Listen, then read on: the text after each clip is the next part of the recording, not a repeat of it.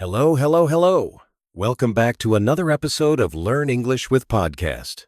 I am Mark, and I am so happy to be here with you today. And I am Sarah. Hi everyone. We have a very special episode today. We are talking about something that is in your hand right now, probably. You are right, Sarah. Today, we are talking about a day without your phone. Can you imagine that? 24 hours with no screen, no social media, and no messages. It sounds a bit scary, doesn't it? But it is also very interesting.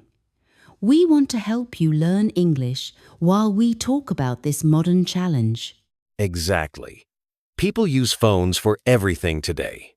We use them for maps, for music, for work, and for talking to friends. But sometimes, the phone takes too much of our time. It really does. Think about your phone like a small, heavy anchor. You know, the metal object that stops a boat from moving? That is a great metaphor, Sarah. A phone is like an anchor. It keeps us in one place, the digital world, and it stops us from sailing away into the real world. Yes. When we carry this anchor everywhere, we don't look at the trees, we don't look at the people on the bus, and we don't listen to the sounds of the city. And today, we want to help you lift that anchor, just for a day, or maybe just for a few hours. It is important because our brains need a rest. Constant notifications are like little drops of water hitting your head. One drop is okay, but 1,000 drops, that is a headache. Laughs, I agree. But before we start our deep conversation, we have a small request for our lovely listeners. Oh yes, if you like our podcast and you want to support us, please click the like button. And don't forget to subscribe. It helps us a lot. If you have a friend who is learning English, please share this episode with them. Sharing is caring. Okay, Mark, let's be honest with our listeners. We are experts, but we are also human. Have you ever had a phone disaster? Oh, Sarah, I have a very embarrassing story. This happened last year. I was traveling in a new city in Berlin. I was using my phone for everything. I had my hotel address on it, my train ticket, and the map. Oh no, I can see where this is going. My battery was at 5%. I thought, it's okay. I will find the hotel quickly. But then, I opened a social media app. I started looking at photos of cats. Just for a minute. The cat trap. We all know it. Exactly. When I looked up, my phone was dead. Black screen. I was in the middle of a big square. I didn't know the name of my hotel, and I didn't speak much German. What did you do? Were you panicking? I was terrified. I felt invisible. Without my phone, I felt like I didn't exist. I spent 2 hours walking around trying to find a place to charge it. I felt so stupid because I realized I didn't even look at the street names. I only looked at the blue dot on my screen. That is a powerful lesson, Mark. It shows how we stop using our brains when we use our phones. It really does. What about you, Sarah? I'm sure you are more careful than me. Not really. My story is a bit different. It's more about my feelings. A few months ago, I went to dinner with my best friend. We haven't seen each other for a long time. That sounds like a nice evening. It should have been. But my phone was on the table. Every time it made a sound ding. I looked at it. I was checking emails from work, looking at Instagram likes. I wasn't really listening to her. We call that phubbing, right? Phone snubbing. Yes. After 30 minutes, my friend stopped talking. I looked up and saw her face. She looked sad. She said, "Sarah, if you want to be with your phone, I can go home." Ouch! That must have hurt. It was a no moment for me, a moment of deep regret. I realized that my phone was more important to me than my best friend's voice. I felt so bad. I put the phone in my bag and didn't touch it for the rest of the night, but the damage was done. Thank you for sharing that, Sarah. It's hard to admit, but we all do it.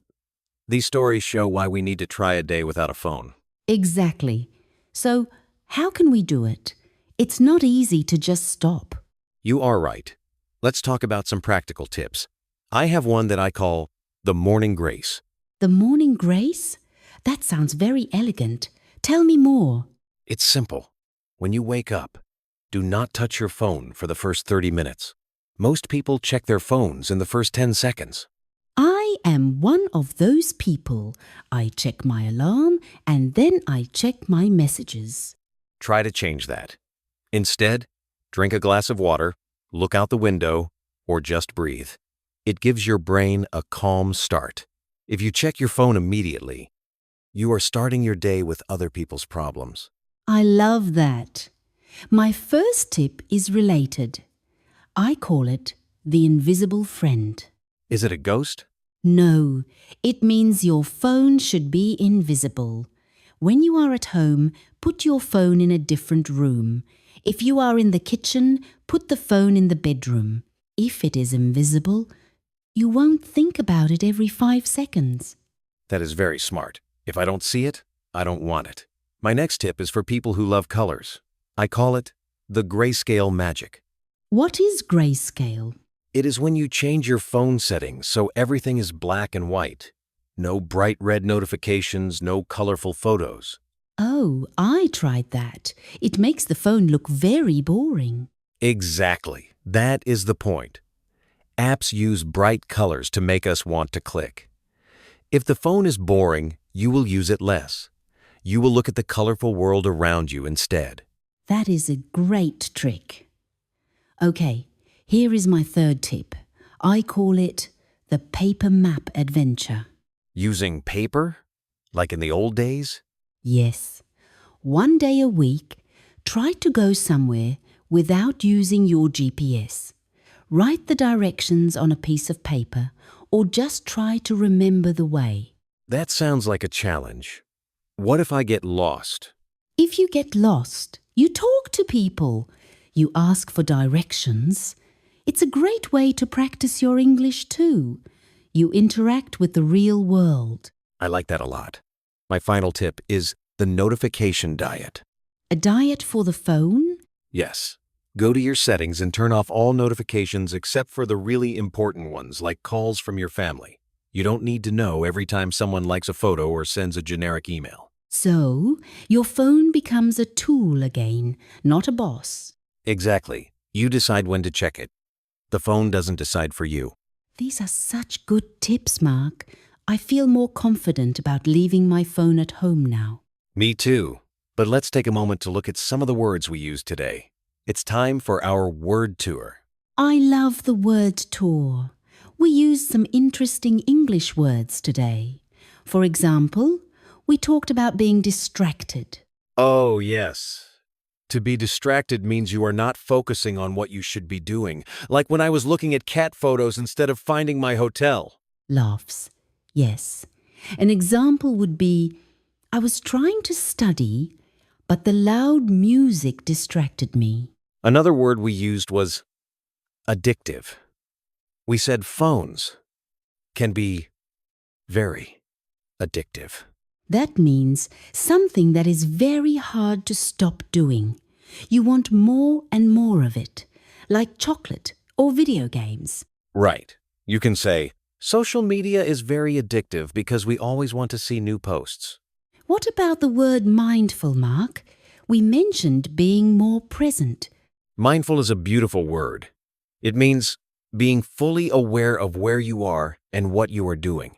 Not thinking about the past or the future, but the now. For example, when I walk in the park without my phone, I am more mindful of the nature around me. Perfect. And we also use the verb to unplug. I like this one. It's like pulling a cord out of the wall. To unplug means to disconnect from technology or work for a while. Exactly. Every Sunday, I like to unplug and spend time with my family. It helps you recharge your own battery. And finally, we mentioned the anchor. Remember the metaphor? Yes, the anchor. It's that heavy thing that stops a boat. In our conversation, it represents the phone stopping us from experiencing life. The phone was an anchor that kept him from enjoying the party. That's a good sentence to remember. Great words. Now, before we finish, let's do a quick recap of our tips. We had the morning grace, no phone for 30 minutes after waking up. Then the invisible friend keeping the phone in another room. Don't forget the grayscale magic, making your screen black and white, and the paper map adventure, navigating without GPS. And finally, the notification diet, turning off the noise. Now, we have a challenge for you, our listeners. We call it the tiny goal. Your tiny goal for today is very simple. During your next meal, breakfast, lunch, or dinner, put your phone in a drawer. Just for the duration of the meal. Don't look at it. Just enjoy your food and the people around you. Can you do that? I think they can. It's a small step, but it's a big victory for your brain. Well, that is all for today's episode of Learn English with Podcast. We hope you enjoyed it and learned some new words. We really enjoyed talking to you. Please let us know in the comments. Could you live without your phone for a whole day? What would be the hardest part for you?